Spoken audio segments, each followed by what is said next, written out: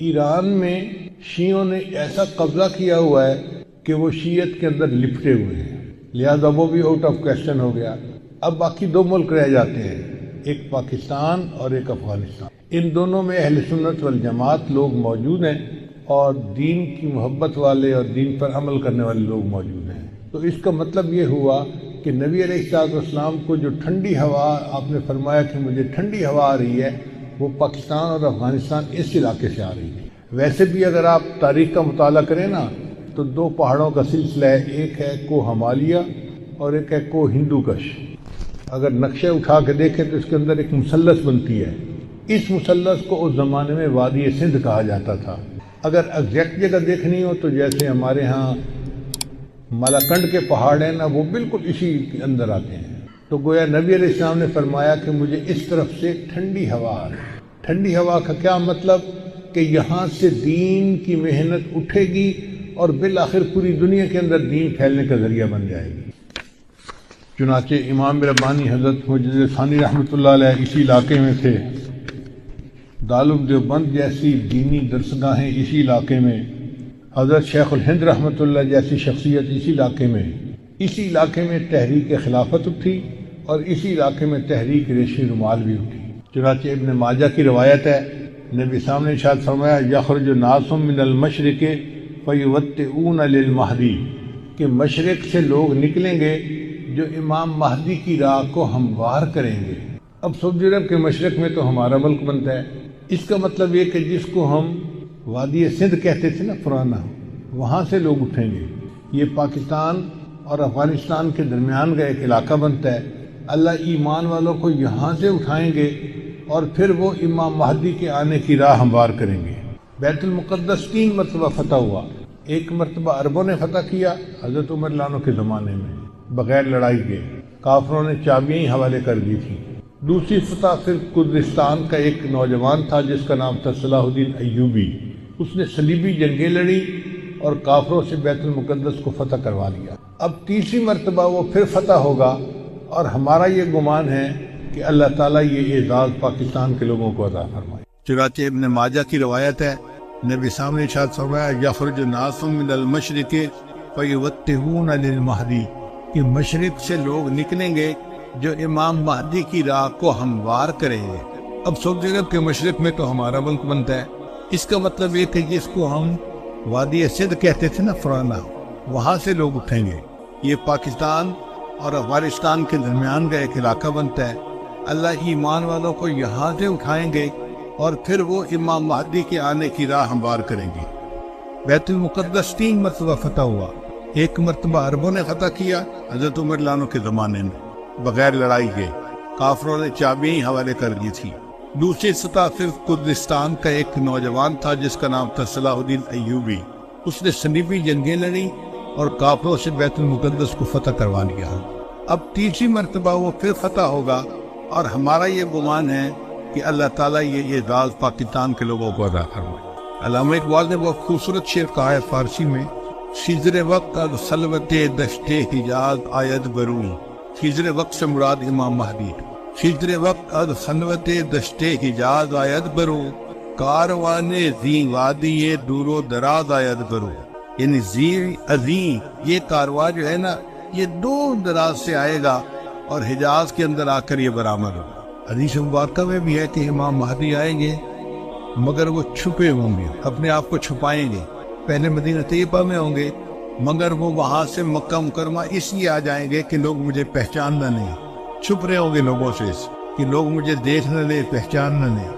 لیکن جب مکہ مکرمہ میں وہ طواف کر رہے ہوں گے تو وہ حجر اسود کے قریب آئیں گے تو ایک غیب سے آواز آئے گی کہ لوگوں یہ مہدی ہیں تو ان کی بیعت کر لو، تو لوگ ان کے ساتھ بیعت کر لیں گے اور پھر ان کے ساتھ ایک لشکر شروع ہو جائے گا۔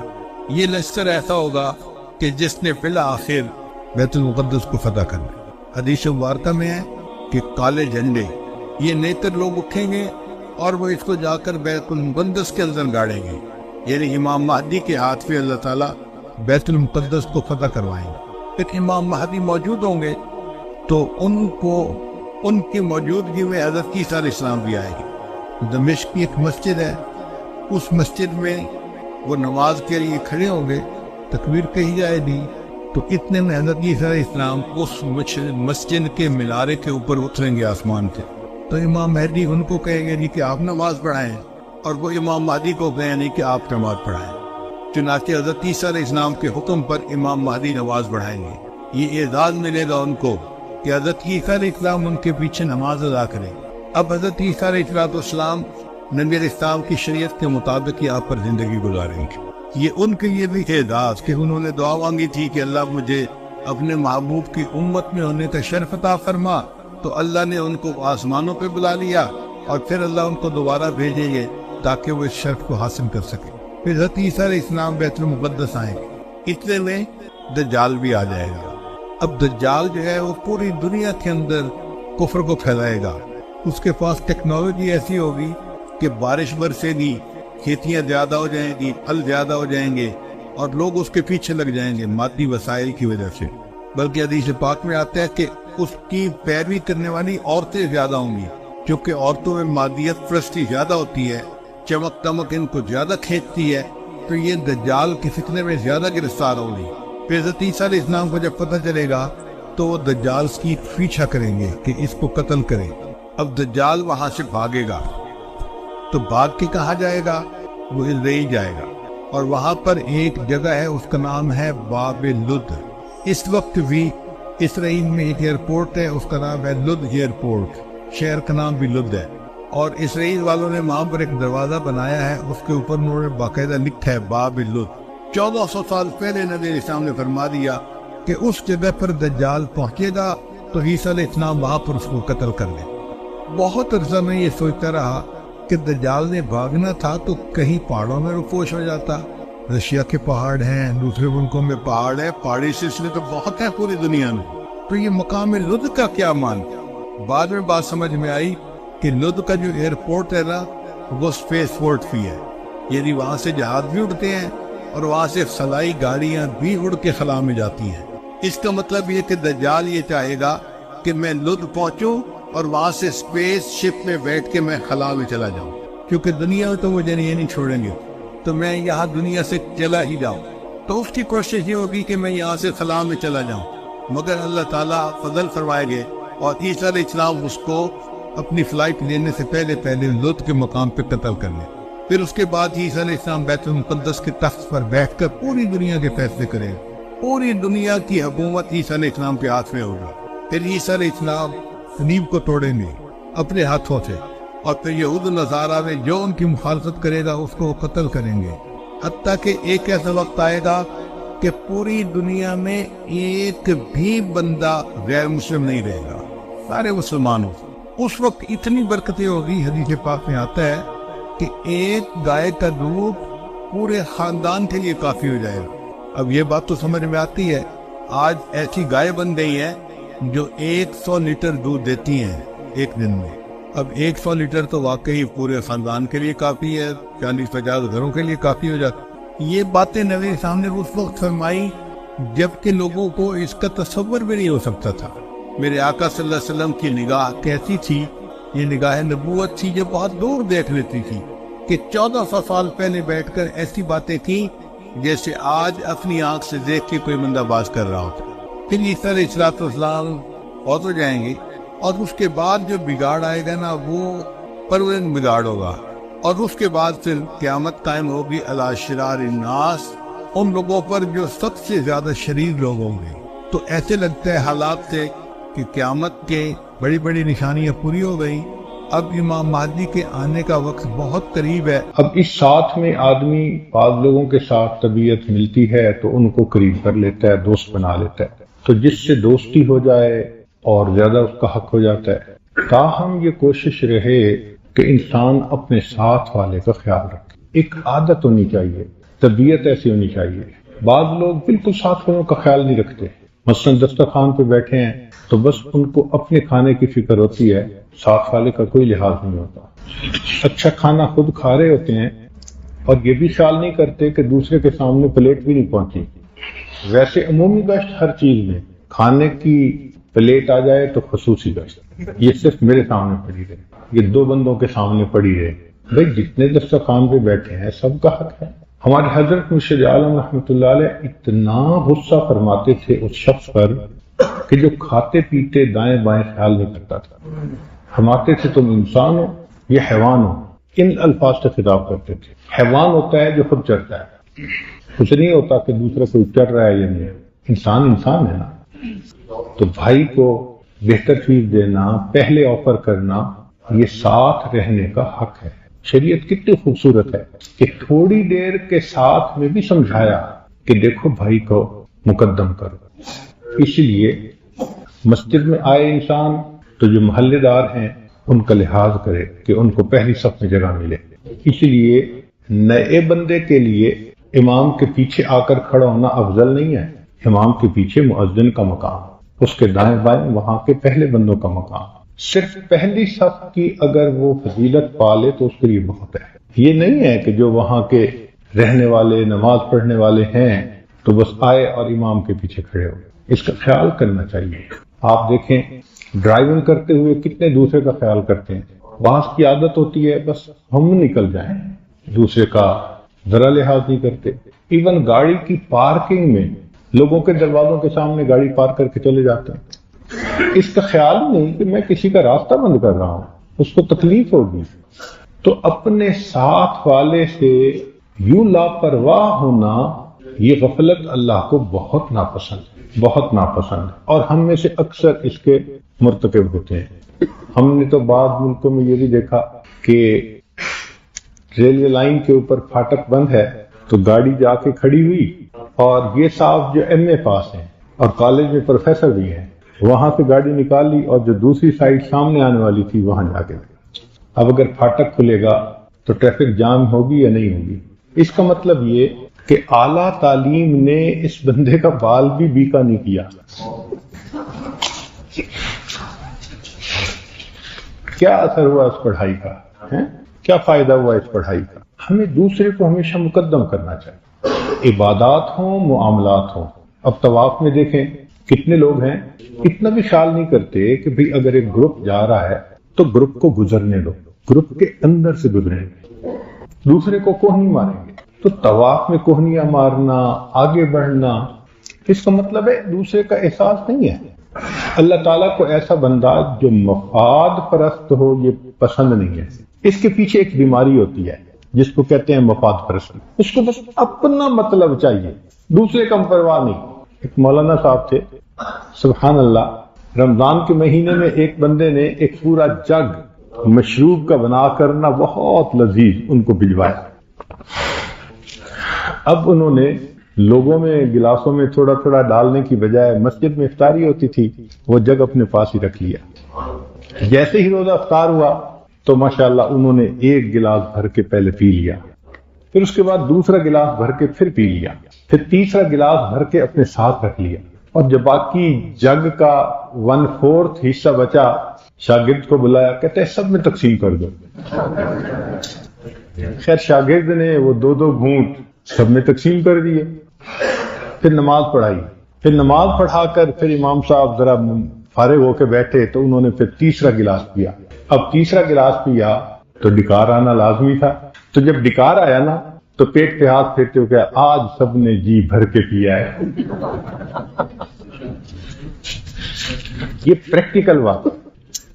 تو انسان کئی مرتبہ اتنی مفاد پرستی ہوتی ہے اس میں، اس کو ساتھ والا نظر نہیں آ رہا ہوتا، دوسرا نظر نہیں آ رہا ہوتا. شریعت نے ایسے بندے کو بہت ناپسند کیا ہے. فرمایا کہ اچھا انسان وہ ہے تھوڑی دیر کا بھی اگرچہ ساتھ ہو مگر وہ ساتھ والے کا خیال رکھے. بے حس بندہ اللہ کو پسند نہیں ہے. جو دوسرے کا لحاظ کرے، احساس کرے، اکرام کرے، یہ مومن کی صفات ہوتی ہیں. چنانچہ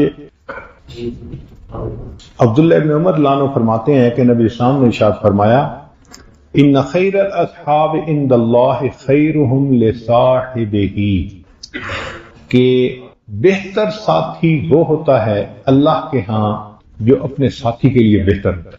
تو ہمیں اپنے ساتھی کے لیے بہتر بننا چاہیے، اس کو مقدم کریں، اس کو راحت پہنچائیں، اس کا دل خوش کریں. اس کے دل کے خوش کرنے پر گویا ہمیں اللہ رب العزت کی خوشی نصیب ہو.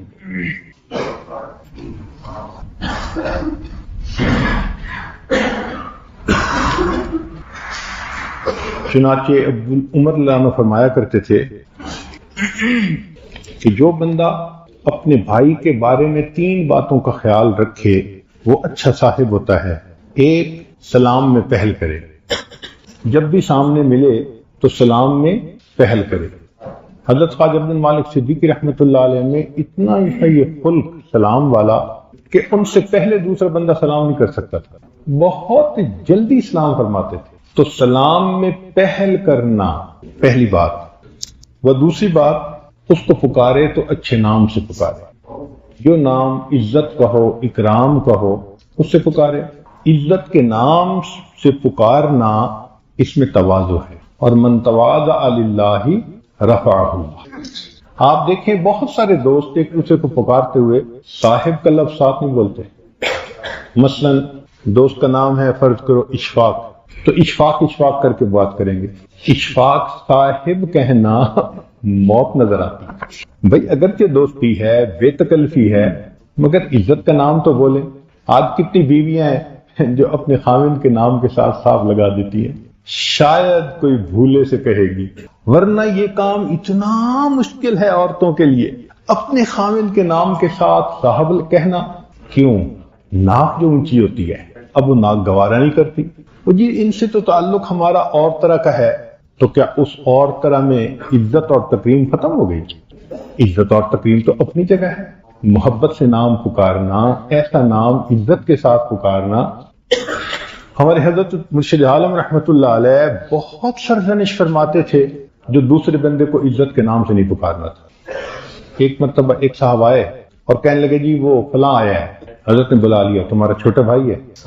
کہتا ہے جی نہیں۔ فرمایا کون ہے وہ؟ کہ جی عالم ہے۔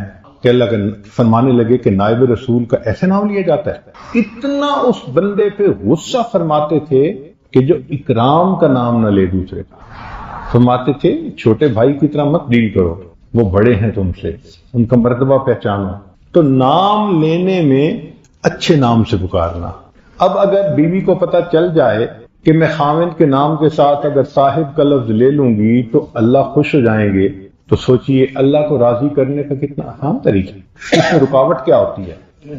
سوائے انانیت کے اور کوئی رکاوٹ ہی نہیں،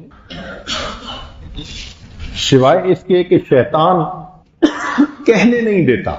اس کو پتہ ہے کہ اگر یہ کہہ لے گی تو بڑا اجر پائے گی۔ تو 3 باتیں عمر رضی اللہ عنہ نے فرمائیں۔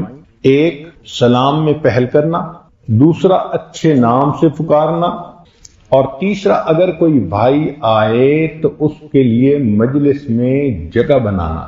مثلا بیٹھے ہوئے ہیں، اللہ اکبر، مجلس میں تو کیا جگہ بنانا، ہم نے تو دیکھتا ہے حج پہ آئے ہوئے اگر کوئی آ جائے اس کو صف میں بیٹھنے نہیں دیتے، حالانکہ اتنی جگہ ہوتی ہے کہ خود آلتی پالتی مار کے بیٹھے ہیں، تو آسانی سے اپنے بھائی کو بٹھا سکتے ہیں، نہیں بٹھاتے۔ اگر کوئی آ جائے تو غصہ کرتے ہیں، آ کیوں گئے؟ بھائی اللہ کا گھر ہے، سب حج کے لیے آئے ہیں، ہم اتنا بھی نہیں کر سکتے کہ آنے والے بھائی کے لیے آسانی سے جگہ بن سکتی ہے تو بنا دیں؟ نہیں بناتے، جھگڑا کرنا شروع کر دیتے ہیں۔ تو بھائی کے لیے جگہ بنانا یہ تیسری علامت ہے۔ تو جس بندے میں یہ 3 علامتیں ہوں، اس کا مطلب یہ کہ وہ اپنے بھائی کا خیال رکھنے والا ہے۔ مجاہد رحمت اللہ علیہ فرماتے ہیں، صحب تو ابن عمر، کہ میں نے ابن عمر لانو کی صحبت اختیار کی، ان کے ساتھ رہا۔ وَأَنَا أُرِيدُ أَنْ أَخْدِمَهُ، میرا ارادہ تھا کہ میں ان کی خدمت کروں گا۔ فَكَانَ هُوَ الَّذِي يَخْدِمُنِي، ارادہ میرا تھا خدمت کروں گا، وہ میری خدمت کرتے تھے، حالانکہ استاد تھے۔ ابن عمر لانو استاد تھے اور مجاہد رحمت اللہ علیہ ان کے شاگرد تھے۔ تو استاد اپنے شاگرد کا اتنا خیال کرتے تھے کہ گویا وہ خدمت کر رہے ہیں۔ تو ساتھی کا تو بہت حق ہوتا ہے۔ اسی لیے عبد الملک بن مروان کا قول ہے کہ انی استحی من اللہ عز وجل، وہ اپنے ساتھ والوں پہ بہت پیسہ خرچ کرتے تھے، ان کی کمفرٹ کے لیے، ان کی ضرورتیں پوری کرنے کے لیے بہت کھلے دل سے خرچ کرتے تھے۔ تو کسی نے ان کو کہا کہ آپ اپنے ساتھ والوں پہ بہت پیسہ خرچ کرتے ہیں۔ اس کے جواب میں انہوں نے کہا کہ انی استحی من اللہ عز وجل ان اسأل الجنت لأخ من اخوانی، کہ مجھے اللہ سے حیا آتی ہے کہ اپنے بھائی کے لیے تو میں اللہ سے جنت مانگوں، اور جب میرا معاملہ آئے تو چند ٹکے اس پہ خرچ نہ کروں۔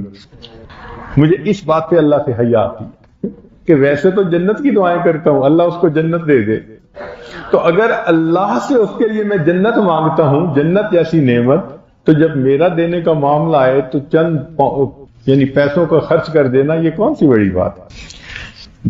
ہمارے سلف صالحین نے ان اخلاق کی ایسی مثالیں قائم کی کہ انسان سنتا ہے حیران ہو جاتا ہے۔ چنانچہ یونس بن حسن فرماتے ہیں کہ ان کان الرجل لیخلف اخاہ فی اہلہ بعد موتہ 40 سنۃ، سلف صالحین کی زندگی میں ایسا تو تھا کہ دو دوست ہوتے تھے، ایک فوت ہو جاتا تھا، اب یہ اپنے دوست کے گھر والوں کو 40 سال تک نان نفقہ پہنچاتا رہتا تھا، صرف اس لیے کہ ہم ایک دوسرے کے ساتھی تھے۔ یہ محبتیں اللہ کو پسند ہیں، یہ الفتیں اللہ رب العزت کو پسند ہیں، اور یہ دین اسلام کی شان ہے۔ 40 سال کہنے کو تو آسان ہے نا، تصور تو کریں۔ چنانچہ عمرو بن عاص اللہ عنہ فرماتے ہیں، انہوں نے اپنے بیٹے سے فرمایا مل کرم، کہ بتاؤ کرم کیا ہے؟ قال صدق الاخاء فی الشدۃ والرخاء، کہ دوستی میں سچا ہونا تنگی ہو یا آسانی ہو۔ اور آج کل تو اچھا حال آئے تو سب ساتھی ہیں، اور ذرا برا وقت آئے تو پھر پتہ چلتا ہے کہ میں تو تنہا ہی تھا، میرا ساتھ کوئی نہیں تھا۔ دین اسلام نے ایسا نہیں کہا، انہوں نے کہا کہ جس طرح تم خوشی کے ساتھی تھے اسی طرح تم غم کے بھی ساتھی ہو۔ امام راضی رحمۃ اللہ علیہ کا واقعہ سن لیجئے کہ وہ اپنے دوست کا کتنا خیال کرتے تھے۔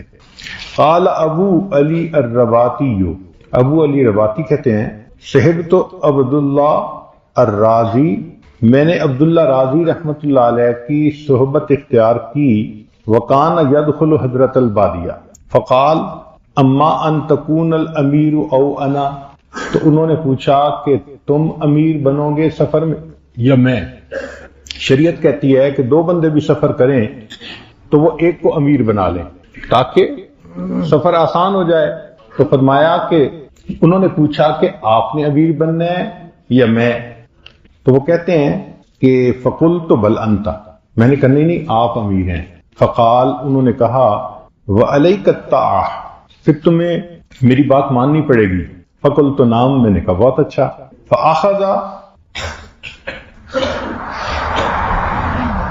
فاخذ مخلات فوضع فيها الزاد وحملها على ظهره، اب جب وہ امیر بن گئے نا تو انہوں نے سارا سامان اکٹھا کیا جو سفر کا تھا، ایک کپڑے میں ڈالا اور اپنی کندھے اپنی پیٹھ پہ رکھ لیا۔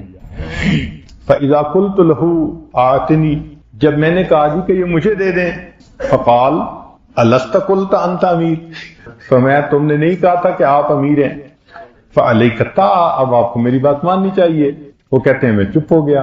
اب پورا راستہ اسی طرح وہ میری خدمت کرتے رہے حتیٰ کہ ایکسٹریم یہ ہوئی کہ فَأَخَذْنَا الْمَطَرُ لَيْلَةً، ایک رات بارش آ گئی اور قریب میں کوئی شیلٹر نہیں تھا، ہم ویرانے میں تھے اور بارش آ گئی۔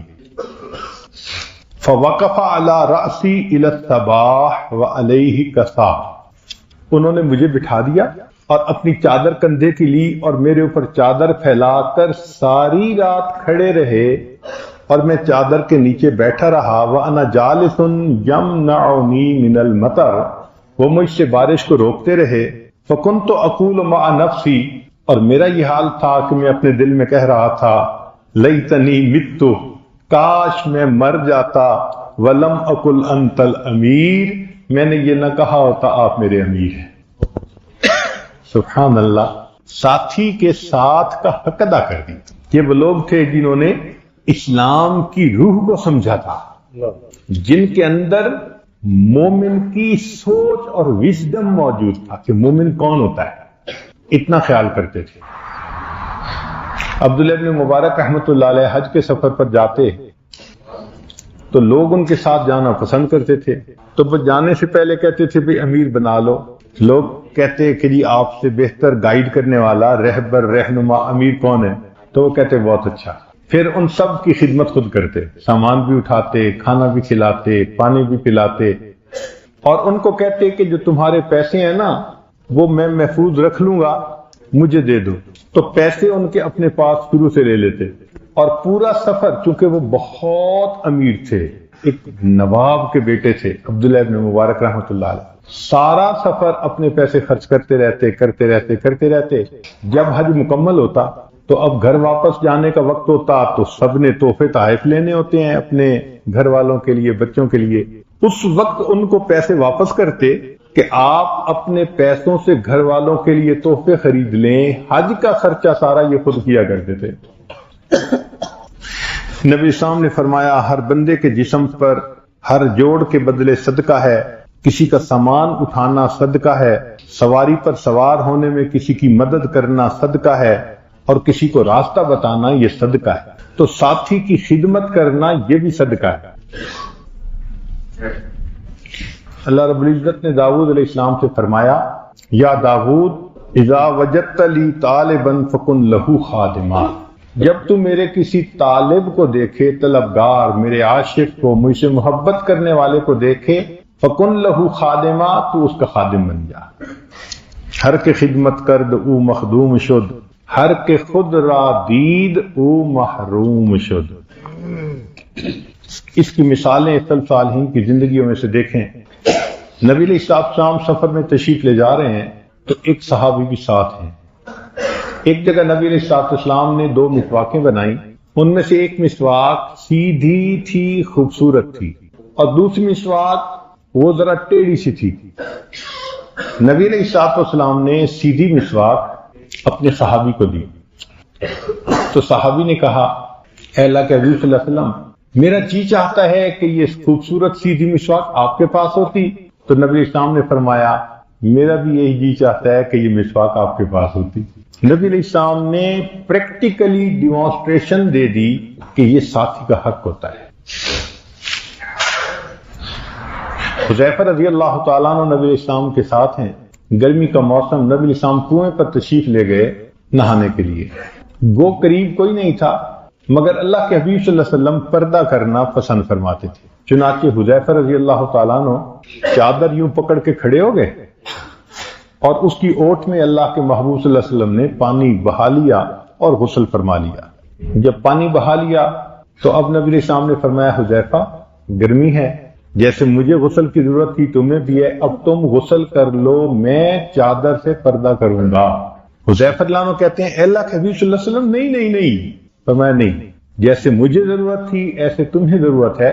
نبی علیہ السلام نے اصرار تاکید کے ساتھ ان کو کہا غسل کریں، اور جتنی دیر وہ غسل کرتے رہے نبی علیہ السلام چادر پکڑ کر پردہ کر کے کھڑے رہے. یہ اللہ کے حبیب صلی اللہ علیہ وسلم کا خلق ہے.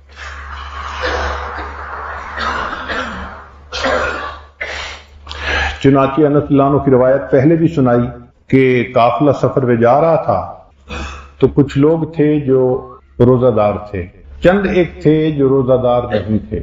جو روزہ دار نہیں تھے انہوں نے دوسروں کا سامان بھی اٹھا لیا اور منزل تک پہنچا دیا، اور جب منزل پہ پہنچے تو انہوں نے جلدی خیمے بھی لگا دیے تاکہ روزہ دار لوگ سائے کے اندر بیٹھ سکے. جب افطار کا وقت ہوا تو نبی علیہ السلام نے فرمایا آج روزہ نہ رکھنے والوں کو اللہ نے روزہ رکھنے والوں سے زیادہ اجر عطا فرمایا. روزہ رکھنے والوں کو تھوڑا اجر، جو خدمت پہ لگ گئے تھے اللہ نے ان کو زیادہ اجر عطا فرما دیا. اس لیے فرمایا کہ جب 2 ساتھی دوست بنے تو جو دوسرے کا حق بہتر ادا کرے وہ اللہ کو زیادہ محبوب ہوتا ہے. ہمارے سلسلہ عالیہ نقشبندیہ کے بزرگ تھے خواجہ احرار رحمت اللہ علیہ. اللہ نے ان کو بہت زراعت کے لیے زمینیں دی تھیں، تجارت کے لیے مال دیا تھا. کہتے ہیں کہ اس زمانے میں ان کے جو گھوڑے تھے نا وہ چاندی کی کیلوں کے ساتھ باندھے جاتے تھے. لوہے کی کیلیں نہیں، چاندی کی کیلیں. اور جو ان کا خیمہ لگتا تھا تو خیمے کی کیلیں بھی چاندی کی بنی ہوتی تھی. ان اللہ یحب ان یرا اثر نعمتہ علی عبدہ، اللہ تعالیٰ پسند فرماتے ہیں کہ بندے پر اپنی نعمتوں کا اثر دیکھیں. یہ نہیں ہے کہ اللہ کسی کو عطا کرے اور وہ کہے کہ جی بس میں نے تو اب پھٹا کپڑا پہن کے ہی رہنا ہے. بھئی آپ پھٹا کپڑا پہنیں گے تو کیا فقیر ریشم کے کپڑے پہنیں گے؟ وہ بیچارے کہاں سے لیں گے؟ شریعت نے کہا تمہیں ملا ہے تم اچھے کپڑے پہنو، روز صدقہ کرو، روز پہنو روز صدقہ کرو. کس نے منع کیا؟ تو امیر کو کہا کہ تم بے شک اچھے کپڑے پہنو. نبی علیہ السلام نے اس کی پریکٹیکل مثال دی. ایک یمنی چادر تھی، علماء نے لکھا ہے کہ اس زمانے میں 45,000 درہم کی ملتی تھی. اللہ کے نبی صلی اللہ علیہ وسلم نے وہ خرید کے اوڑی اور تھوڑی دیر کے بعد اتار کر کسی کو صدقہ دے دی. آج ہے کوئی جوڑا جو اس طرح 45,000 ریال کا ملے؟ کیوں جی؟ تو اللہ کے محبوب صلی اللہ علیہ وسلم نے قیمتی کپڑے بھی پہنے اللہ کی نعمت کے اظہار کے طور پر. چنانچہ شیخ عبد القادر جیلانی رحمۃ اللہ علیہ نے لکھا ہے اپنی کتاب میں، فرماتے ہیں کہ کبھی کبھی اللہ رب العزت کی مجھ پر عنایت کی نظر ہوتی تھی تو الہام ہوتا تھا، عبد القادر اچھے کپڑے پہن میں تجھے دیکھوں، عبد القادر اچھے کپڑے پہن میں تجھے دیکھوں. تو اللہ تعالیٰ پسند فرماتے ہیں اپنی نعمتوں کا اثر بندے کے اوپر. تکبر نہ ہو، عجب نہ ہو، دنیا کی محبت دل میں نہ ہو، اظہار نعمت کے طور پر، اظہار تشکر کے طور پر انسان اس کو پہنے تو اللہ تعالیٰ پسند فرماتے ہیں. تو حضرت خواجہ احرار رحمت اللہ علیہ کو اللہ نے بہت دیا تھا. چنانچہ ایک مرتبہ مولانا جامی رحمت اللہ علیہ انہوں نے سوچا کہ میں کسی سے بیعت کا تعلق حاصل کروں. لوگوں سے پتہ چلا کہ اس وقت سب سے مقبول جو شیخ ہیں وہ خواجہ احرار رحمت اللہ علیہ، وقت کے بادشاہ بھی ان سے مرید تھے. اور ان کا ایک قول عجیب ہے، فرماتے تھے اگر میں پیری مریدی کرتا تو دنیا میں کسی پیر کو کوئی مرید نہ ملتا، مگر مجھے تو اللہ نے احیاء سنت کے لیے پیدا فرمایا ہے. یہ فرماتے تھے کہ اگر میں پیری مریدی کرتا تو دنیا میں کسی پیر کو کوئی مرید نہ ملتا، مگر مجھے تو اللہ نے احیاء سنت کے لیے پیدا کیا. تو وہ سنت کا بہت اہتمام فرماتے تھے. اب مولانا جامی رحمت اللہ علیہ ان کو ملنے کے لیے آئے. دیکھا کہ جناب ان کے گھوڑے بھی چاندی کی کیلوں سے بندھے ہیں اور خوبصورت خیمے ہیں اور خیموں کی کیلیں بھی چاندی کی اور اندر قالین بچھا ہوا ہے. تو مولانا جامی رحمت اللہ تو دیکھ کے حیرانی ہو گئے. تو انہوں نے دور سے دیکھ کے ملنا بھی پسند نہ کیا، بس اتنا کہا نہ مرد است آن کہ دنیا دوست دارت. وہ مرد نہیں ہوتا، یعنی اللہ کا ولی نہیں ہو سکتا جو دنیا سے اتنی محبت کرے. اور یہ کہہ کر وہ چلے گئے. اللہ کی شان کے راستے میں ایک جگہ نماز پڑھی تو قیلولے کا وقت تھا، تھکے ہوئے تھے، مسجد میں ہی لیٹ گئے. جب لیٹ گئے تو خواب دیکھا قیامت کا دن ہے، نفس نفسی کا عالم. بہت سارے لوگوں نے مولانا جامی کو گھیر لیا. کوئی کہتا تھا آپ کا ذمہ میرا یہ حق ہے، کوئی کہتا یہ حق ہے، کوئی کہتا یہ حق ہے. اب وہ لوگ اتنے تھے کہ اگر ان کو مولانا اپنی ساری نیکیاں بھی دے دیتے تو ان کا حق ادا نہ ہو سکتا تھا. تو خواب میں مولانا بہت گھبرائے. اس پریشانی کے عالم میں دیکھا کہ ایک صاحب ہیں جن کے پیچھے لاکھوں کا مجمع ہے اور وہ سواری پہ سوار ہو کے جا رہے ہیں. تو پوچھا کون؟ پتہ چلا جی خواجہ احرار رحمۃ اللہ علیہ. قریب سے گزرے تو خواجہ احرار رحمۃ اللہ علیہ رک گئے. پوچھا مولانا پریشان کیوں ہیں؟ اور جی حق والے مطالبہ کر رہے ہیں اور میرے پاس تو اتنی نیکیاں نہیں. فرمایا اچھا ہماری نیکیوں میں سے ان کے لیے حصہ دے دو. اور جب نیکیاں دے دی گئیں تو لینے والے راضی ہو گئے. اور حضرت کی اتنی نیکیاں تھیں کہ ابھی باقی تھے پہاڑوں کے پہاڑ نیکیوں کے. تو جب یہ خواب میں قصہ ہوا تو آنکھ کھل گئی. اب مولانا نے تعبیر یہ لی کہ نہیں مجھے فائدہ انہی سے ہوگا، میں دوبارہ جاتا ہوں. تو گھر جانے کی بجائے واپس چل پڑے. جب واپس آئے تو کہنے لگے اب تو میں ملوں گا اور حقیقت کا پتہ کروں گا. جب آئے اور ملاقات ہوئی تو خواجہ صاحب رحمۃ اللہ علیہ نے آتے ہی پوچھا مولانا جب پہلی مرتبہ آئے تھے تو کیا پڑھا تھا؟ یہ اللہ والے بھی دلوں کے جاسوس ہوتے ہیں. اللہ تعالیٰ دلوں کی باتیں ان کو میسج کر دیتے ہیں. ادھر بھی بلوٹوتھ ہوتا ہے. تو وہ خود بخود میسج پہنچ جاتا ہے۔ چنانچہ مولانا کیا کہا تھا؟ حضرت نہیں مولانا بتائیں کیا کہا تھا؟ تو اصرار کے بعد پھر کہا کہ حضرت میں نے یہ کہا تھا، نہ مرد است آں کہ دنیا دوست دارد، وہ مرد نہیں جو دنیا کو دوست بنائے۔ تو حضرت نے شعر کو مکمل کیا اگرا فکرہ کہہ کے، اگر دارد برائے دوست دارد، کہ اگر دنیا ہو تو وہ اللہ کے لیے ہو، اپنے نفس کے لیے نہیں ہونی چاہیے۔ تو خواجہ احرار رحمۃ اللہ کے پاس اللہ نے دنیا دی تھی مگر اللہ کے لیے تھی۔ چنانچہ ان کا واقعہ سنیے کہ ایک مرتبہ ان کے لیے خیمہ لگایا گیا تھا اور بارش ہو گئی۔ اب باقی سب لوگوں کے پاس خیمہ نہیں تھا، تو خواجہ احرار رحمۃ اللہ علیہ فرمانے لگے کہ آؤ میرے خیمے کے اندر چلے جاؤ۔ ان کا حضرت آپ کہنے لگے مجھے ذرا اس کی طہارت میں نا تھوڑا یقین نہیں ہے، تو چونکہ مجھے تردد ہے تو میں نہیں جاتا، آپ بے شک چلے جائیں۔ سارے لوگوں کو خیمے میں بھیج دیا، خود بارش میں بھیگتے رہے، اور یہ صرف بہانہ تھا ان کو اندر بھیجنے کا اور خود بارش میں بھیگنے۔ دوپہر کے وقت جب وہ اپنے باغات میں جاتے تھے تو اتنی گرمی ہوتی تھی کہ مزدور لوگ گرمی کی وجہ سے سائے تلاش کرتے تھے، ملتا نہیں تھا سایہ۔ تو حضرت نے معمول بنایا، کیا میں باغات کی جانچ کے لیے جائزے کے لیے جایا کروں گا، تو صبح سے لے کے چاش تک اپنے معاملات کرتے رہتے، جب ذرا گرمی کا وقت ہوتا تو گھوڑے کے سوار ہو کے چل پڑتے، لوگ سمجھتے جائزہ لینے جا رہے ہیں، اور وہ اس لیے جاتے تھے کہ میری ایبسنس میں جتنے مزدور ہیں میرے خیمے کی چھاؤں میں آرام کر لیں۔ جب وہ اٹھ جاتے تھے تو یہ گھوڑے پہ چکر لگا لگا کے دھوپ میں رہ کے پھر واپس آ جایا کرتے تھے۔ یہ ہمارے مشائخ